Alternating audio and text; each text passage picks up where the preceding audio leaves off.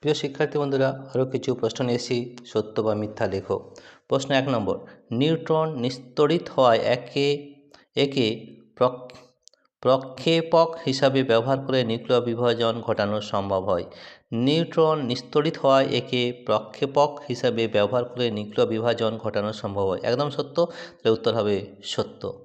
2 নম্বর, nuclear রিঅ্যাক্টরে নিউক্লিয় বিভাজন বিক্রিয়াকে কাজে লাগানো হয়। এটাও সত্য। ঠিক আছে, আরও প্রশ্ন রয়েছে, এটা একটু দেখে নাও।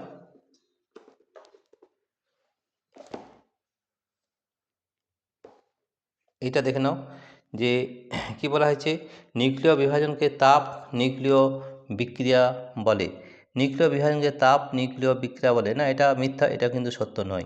4 নম্বর দেখে নাও, নিউক্লিয় সংযোজনের শর্ত হলো হালকা মৌল ও অতি উচ্চ উষ্ণতা। দুটোই ঠিক। ঠিক আছে, তাহলে প্রিয় শিক্ষার্থী বন্ধুরা, তোমাদের যদি এটা কিন্তু সত্য হবে। কোনটা? নিউক্লিয়ার সংযোজনের শর্ত হলো হালকা মৌল ও অতি উচ্চ উষ্ণতা। প্রিয় শিক্ষার্থী বন্ধুরা, তোমাদের যদি এই ভিডিওটি ভালো লেগে থাকে তাহলে অবশ্যই সাবস্ক্রাইব, লাইক ও শেয়ার করবে। Thank you everybody for watching this video.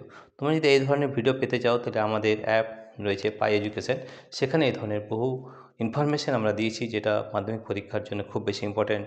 এখন আমাদের চলছে মাধ্যমিক সিরিজ 2।